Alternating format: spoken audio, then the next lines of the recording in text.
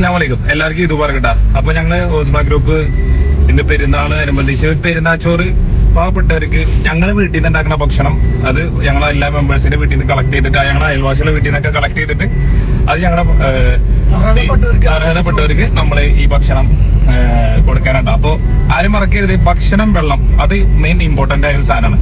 അപ്പോ അത് നമുക്ക് എന്ന് കൊടുക്കാൻ പറ്റി, അതുപോലെ നിങ്ങൾക്കും അതുപോലെ മറ്റുള്ളവർക്ക് കൊടുക്കാൻ സാധിക്കട്ടെ. അതൊരു എന്തിനേക്കാളും നല്ലൊരു കാര്യമാണ് ഭക്ഷണം വെള്ളം.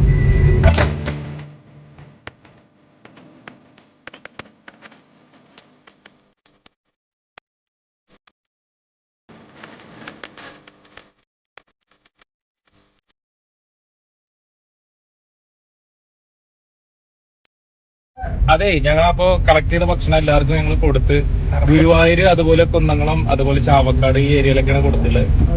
അപ്പോ ഒരുപാട് പാവപ്പെട്ട ആൾക്കാർക്ക് ഒരു നേരം ഭക്ഷണം കൊടുക്കാൻ പറ്റിയപ്പോ നല്ല സന്തോഷമായി.